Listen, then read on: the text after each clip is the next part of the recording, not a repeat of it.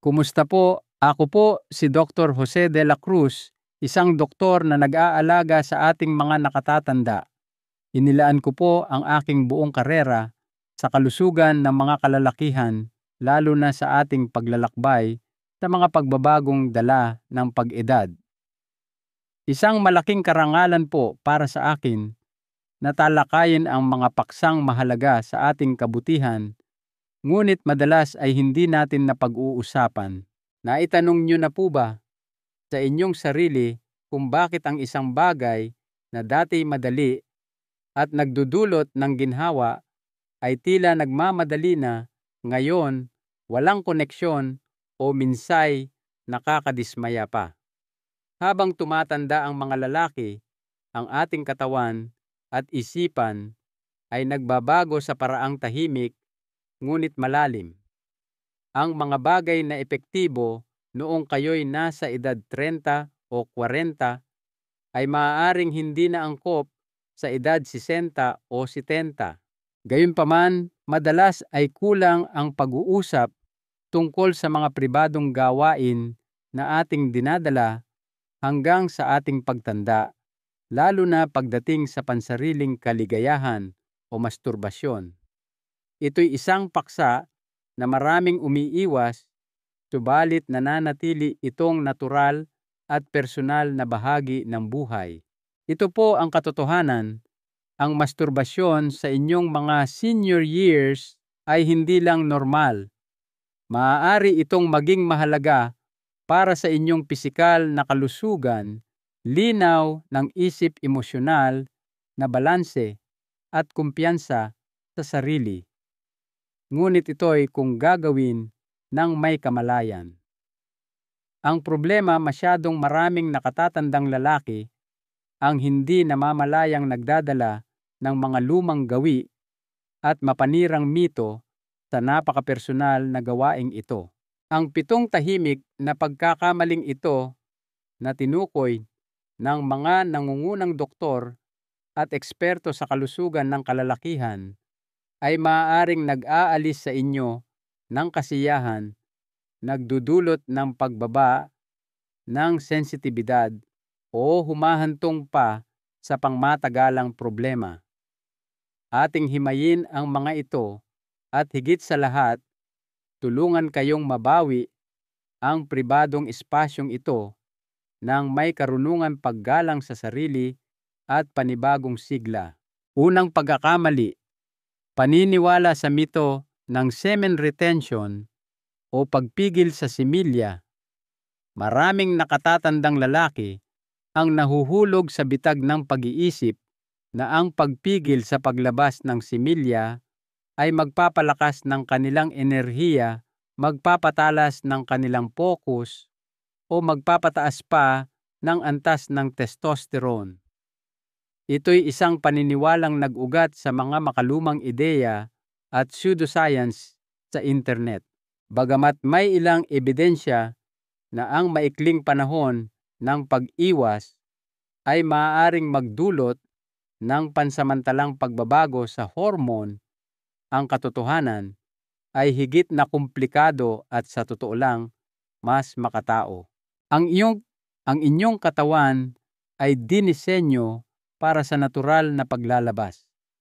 Kapag pinipigilan ninyo ang tungkuling iyan sa mahabang panahon, maaari itong mauwi sa discomfort, pamamaga sa pelvic area, pabago-bagong mood, at mas mataas na panganib sa mga isyu sa prostate. Para sa mga lalaking lampas 10, ang mga resultang ito ay hindi lang abala. Maaari itong makasama sa inyong pangkalahatang kalusugan. Binibigyang diin ng mga doktor na ang malusog at katamtamang paglalabas ng similya ay kapaki-pakinabang. Nakakatulong ito sa regulasyon ng hormones, sumusuporta sa kalusugan ng prostate, nagbabawas ng tensyon, at maaari pang magpabuti ng tulog. Ang pagpipigil nito ng linggo o buwan sa pag-asang makakamit ng kung anong mahiwagang kapangyarihan ay madalas humahantong sa kabaligtaran, pagkadismaya, pagiging iritable, at pagkawala ng koneksyon sa tunay na pangangailangan ng inyong katawan. Ang masturbasyon ay hindi tungkol sa pagpapakita ng kontrol. Ito'y tungkol sa pag-unawa sa ritmo ng inyong katawan, paggalang sa mga senyales nito at paghahanap ng malusog na balanse. Isipin ninyo, ito hindi bilang isang luho, kundi bilang pangangalaga sa sarili tulad ng pag-uunat o malalim na paghinga. Kapag ginawa ng may kamalayan, maaari kayong nitong bigyan ng kapanatagan sigla at tulungang mas makonekta sa inyong sarili. Ngunit kung kumakapit pa rin kayo sa paniniwalang ang kontrol ay katumbas ng lakas, marahil oras na para itanong, ano-ano pang mga lumang gawi ang maaaring tahimik na naglilimita sa inyong kasiyahan at kakayahan. Baka magulat kayo sa susunod na pagkakamali dahil ito'y isa sa pinakamadalas ulitin ng mga lalaki nang hindi nila namamalayan. Ikalawang pagkakamali, paggamit ng parehong hawak at teknik palagi. Ang rutina ay maaaring maging komportable lalo na sa mga personal na gawi na nabuo sa loob ng maraming dekada. Ngunit pagdating sa masturbasyon, ang paggamit ng eksaktong parehong hawak diin at galaw sa bawat oras ay maaaring tahimik na kumakalaban sa inyo. Maraming nakatatandang lalaki ang nananatili sa kung ano ang pamilyar nang hindi napapansin na ang pagiging predictable na ito ay maaaring humantong sa pagkawala ng sensitibidad at makagambala pa sa kanilang kakayahang masiyahan sa pakikipagtalik sa kapareha. Ang katawan ay umaangkop. Kung paulit-ulit itong nakakatanggap ng parehong uri ng estimulasyon, ito ay masasanay na tumugon lamang sa partikular na pattern na iyon.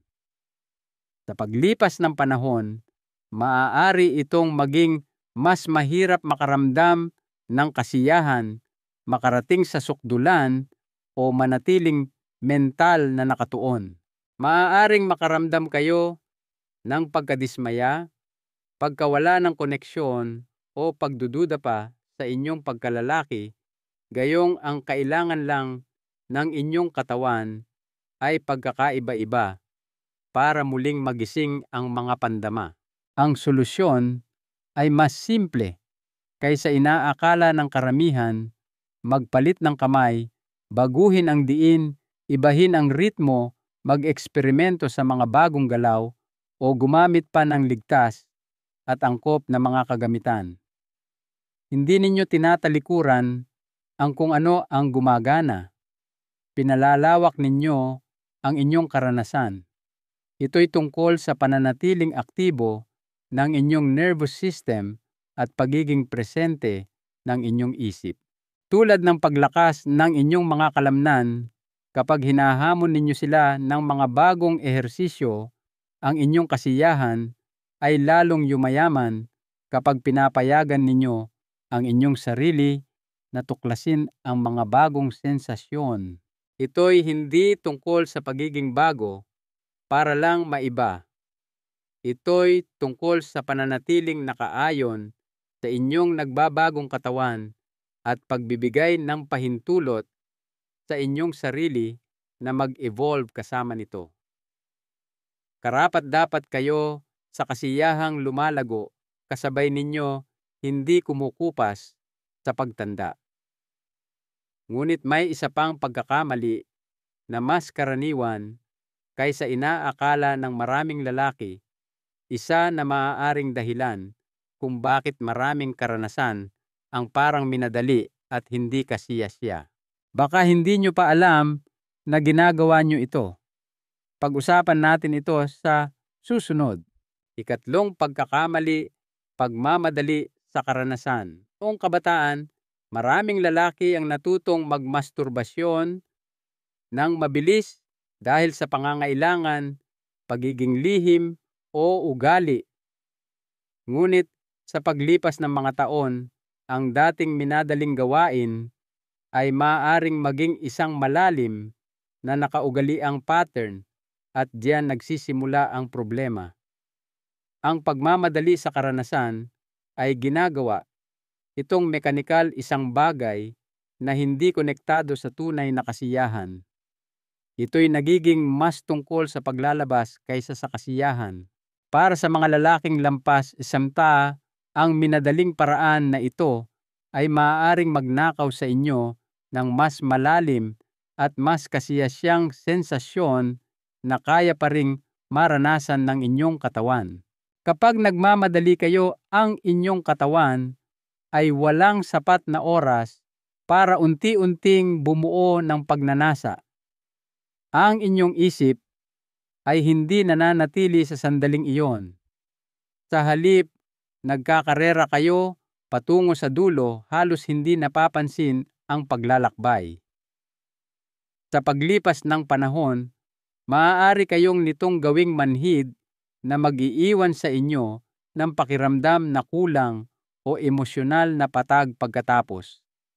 Ang dating pinagmumulan ng koneksyon ay maaaring magsimulang maging hungkag. Ang pagpapabagal sa kabilang banda ay nagbabago ng lahat. Binibigyan nito ang inyong katawan ng espasyo para magising, inaanyayahan ang inyong nervous system na ganap na makisangkot at pinapayagan ang inyong isip na muling kumonekta sa bawat sensasyon. Ang malalim na paghinga, intensyonal na paghaplos at pagpapabagal ng tempo ay maaaring gawing isang bagay na masustansya at makapangyarihan ang isang ordinaryong sandali. Ang kasiyahan ay hindi lamang tungkol sa sukdulan. Ito'y tungkol sa presensya, ritmo at pagkamausisa. Sa pamamagitan ng pagtrato sa oras na ito bilang isang bagay na makabuluhan sa halip na rutina, magsisimula kayong makaramdam ng higit na buhay, higit na buo, at higit na nakaayon sa inyong sarili. Ito'y hindi tungkol sa pagpapatagal para lang mas matagal. Ito'y tungkol sa muling pagtuklas sa kung ano ang maaaring minadali ninyo sa loob ng maraming taon. Ngunit kahit ang pagpapabagal ay hindi magbubukas ng inyong buong potensyal kung nakatuon lamang kayo sa isang bahagi ng inyong katawan. Ang susunod na pagkakamali ay maaaring ikagulat ninyo. Ito'y isang bagay na karamihan sa mga lalaki ay lubos na hindi napapansin. Ika-4 na pagkakamali: pagbalewala sa ibang bahagi ng katawan. Sa paglipas ng mga taon, maraming lalaki ang nasanay na mag-focus lamang sa kanilang ari habang nagsasariling kaligayahan na para bang iyon lang ang pinagmumulan ng sensasyon na mahalaga. Ngunit ang totoo, ang inyong katawan ay puno ng mga nerve ending at pleasure zones na kapag ginalugad ay maaaring ganap na magpabago ng inyong karanasan. Sa pamamagitan ng paglilimita ng stimulasyon sa isang lugar lamang, napapalampas ninyo ang buong saklaw ng pisikal at emosyonal na sensasyon na kaya pa ring ialok ng inyong katawan kahit nalampas 60 na. Ang inyong mga hita sa loob, dibdib, ibabang bahagi ng tiyan-leeg at lalo na ang perineum, ang bahagi sa pagitan ng bayag at butas ng puwit, ay mga lugar na maaaring magpataas ng pagnanasa at magpalalim ng koneksyon. Ang mga rehiyong ito ay hindi lamang nag-aalok ng pisikal na sensitibidad.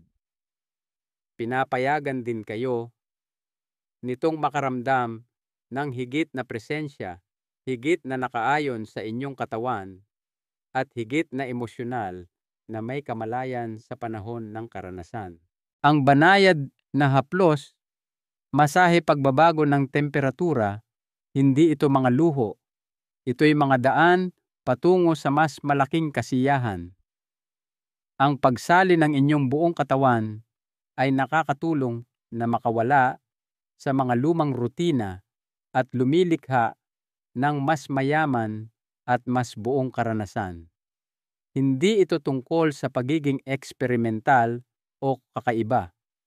Ito'y tungkol sa paggalang sa komplikasyon ng inyong katawan at pagpapahintulot sa inyong sarili na maranasan ito ng lubusan.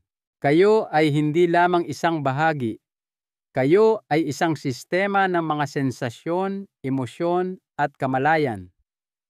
Kapag pinasigla ninyo ang kabuuan, ang inyong pakiramdam ng kasiyahan ay natural na lumalago.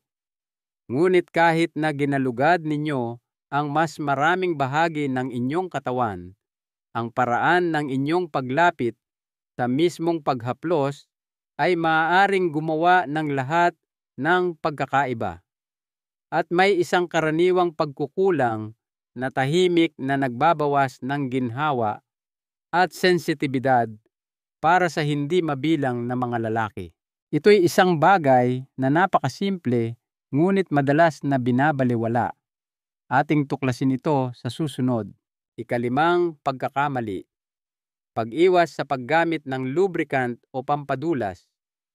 Habang tumatanda ang mga lalaki, ang mga natural na pagbabago sa katawan tulad ng nabawasang halumigmig ng balat at pagiging sensitibo ay maaaring magpabago sa pakiramdam ng pisikal na paghaplos kumpara dati. Gayunpaman, maraming lalaki ang patuloy na nagmamasturbasyon nang hindi gumagamit ng anumang pampadulas, madalas dahil sa ugali o paniniwalang hindi ito kailangan. Ang totoo, ang pag-iwas sa pampadulas ay maaaring makabuluhang limitahan ang inyong ginhawa at kasiyahan.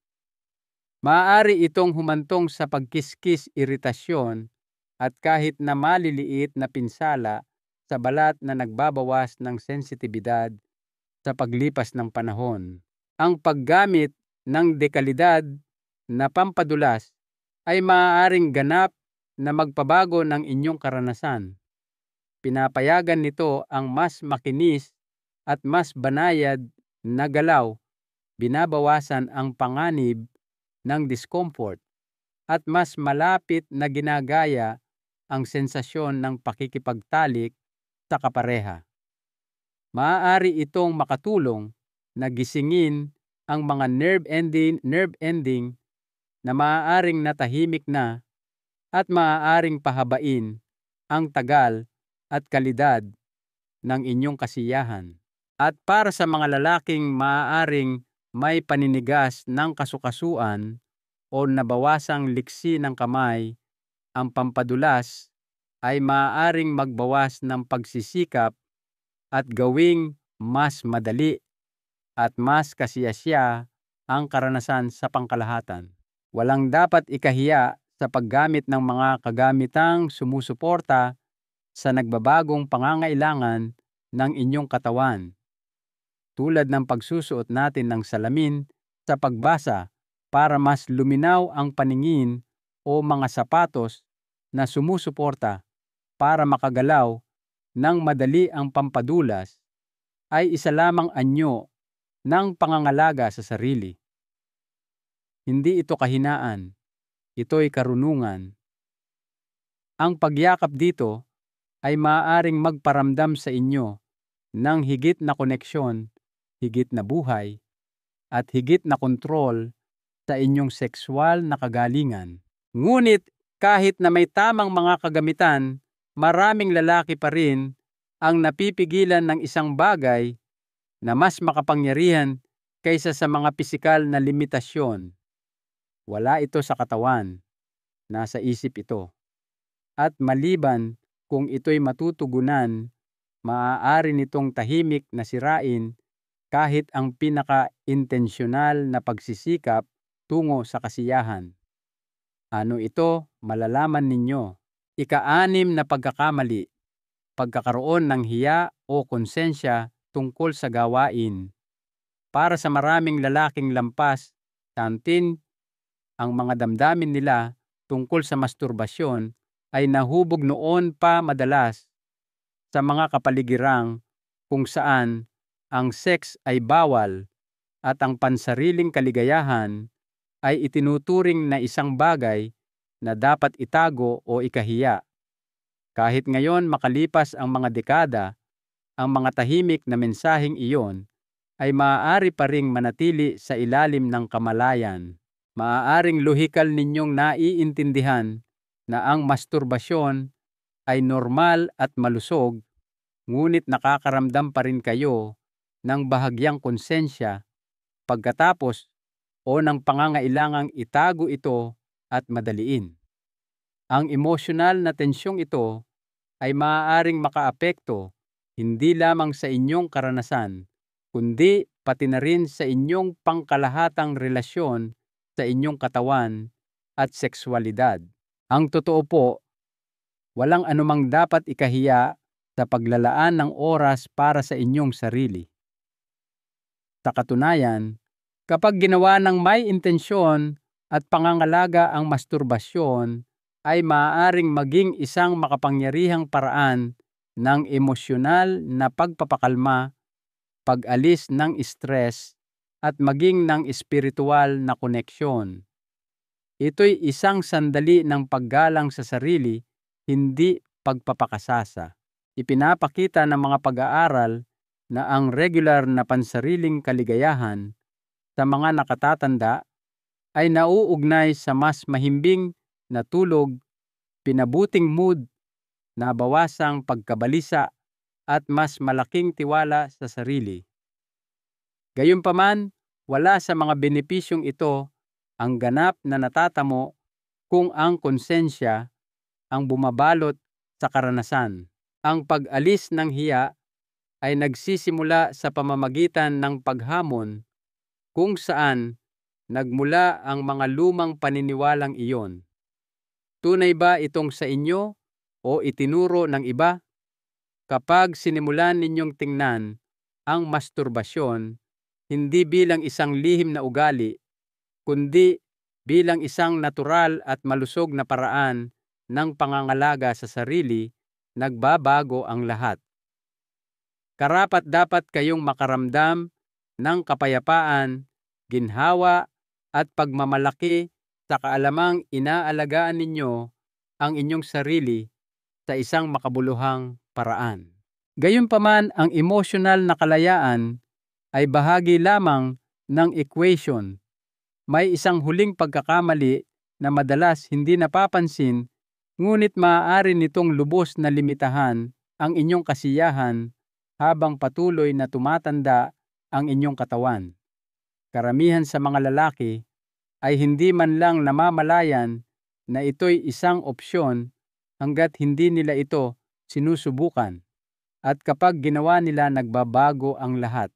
Ikapitong pagkakamali, pagbalewala sa mga kagamitan at pantulong na dinisenyo para sa mga lalaking lampas, tiksinta.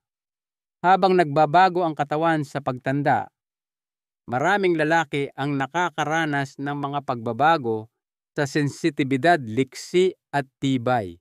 Ngunit sa kabila ng mga natural na pag-unlad na ito, madalas silang patuloy na gumagamit ng parehong paraan sa pansariling kaligayahan na ginamit nila sa loob ng mga dekada nang hindi isinasaalang-alang na mayroon ng mga kagamitang partikular na idinisenyo upang suportahan at mapahusay ang kanilang karanasan.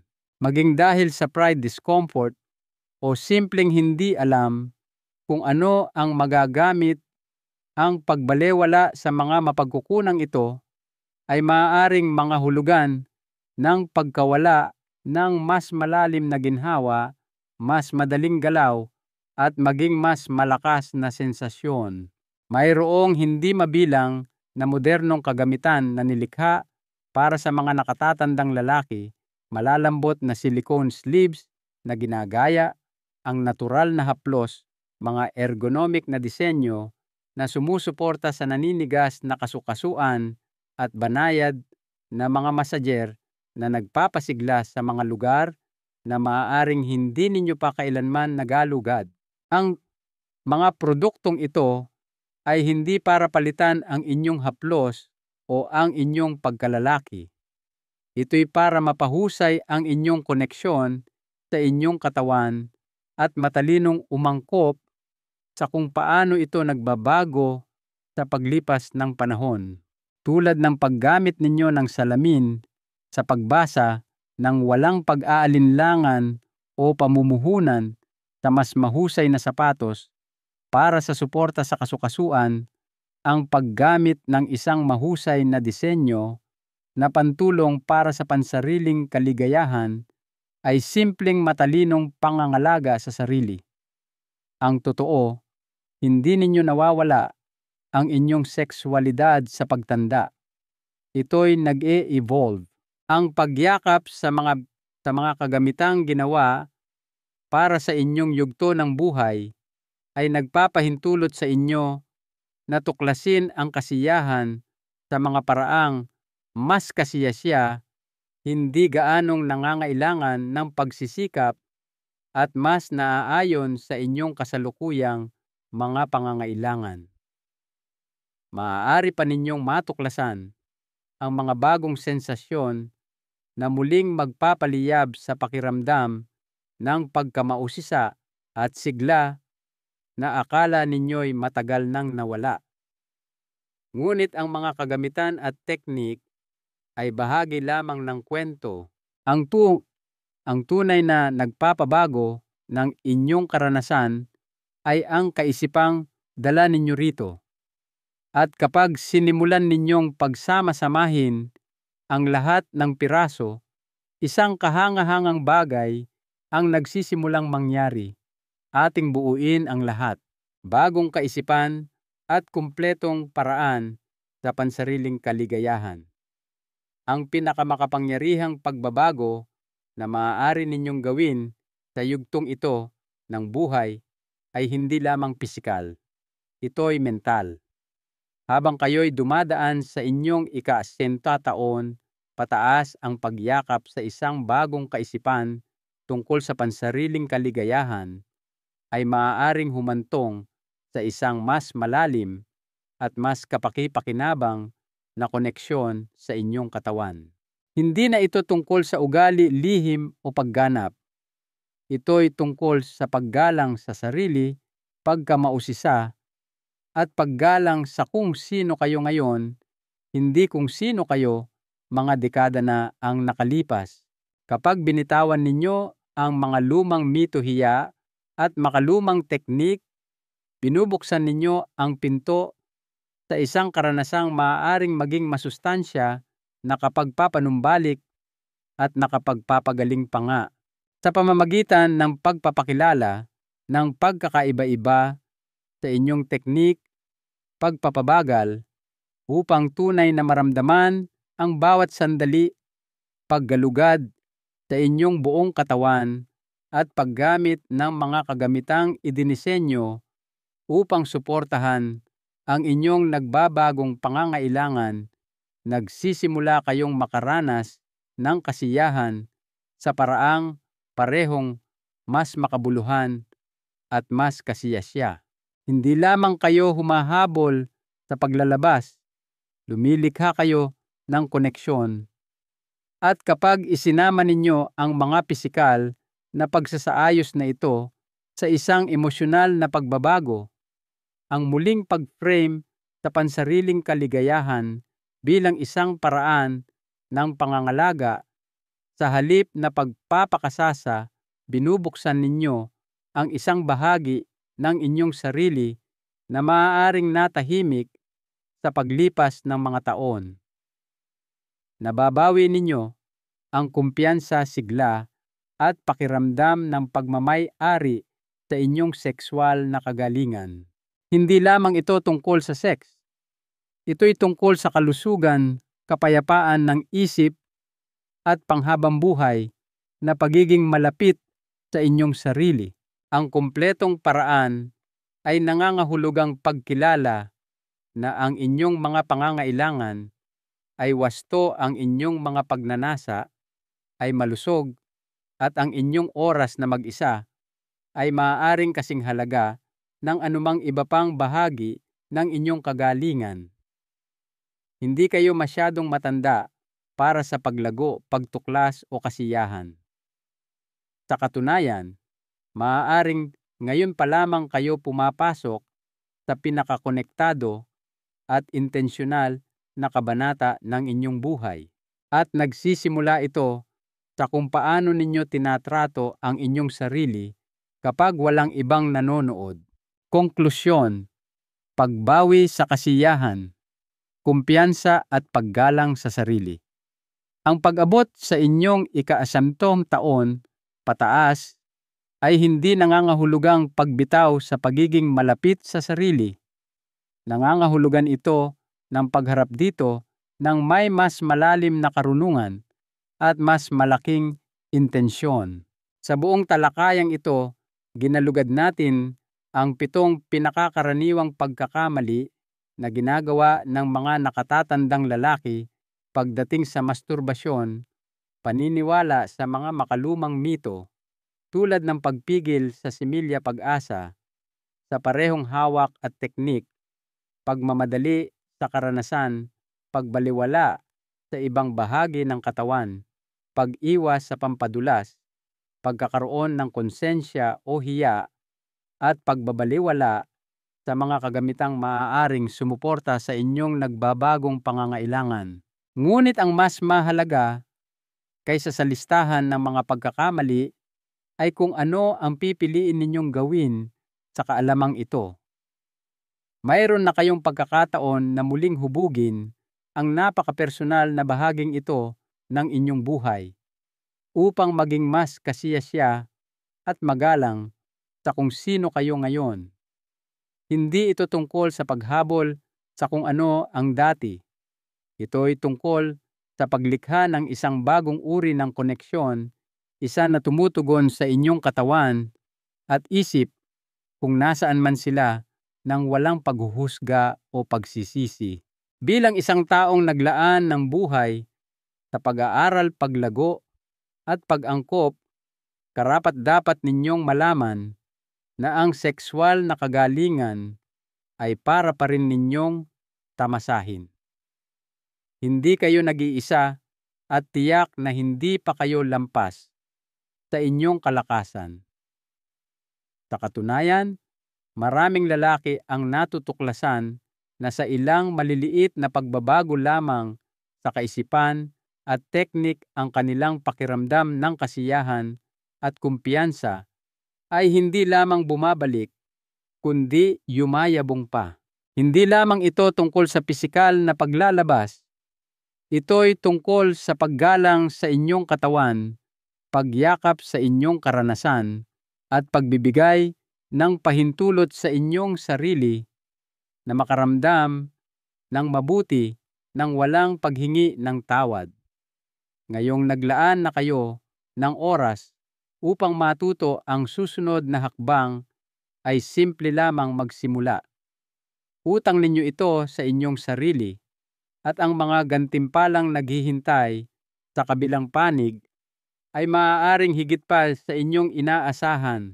Isang mahalagang aral sa buhay na natutunan ko kapwa sa profesional at personal na aspeto ay ang ating kakayahan para sa saya koneksyon at pagtuklas sa sarili ay hindi tunay na nababawasan sa pagtanda. Ito'y simpleng nag-e-evolve. Ang pagyakap sa pagbabago, pagsasagawa ng maingat na pangangalaga sa sarili at pananatiling mausisa ay susi sa isang masigla at kasiyasyang buhay, anuman ang inyong edad.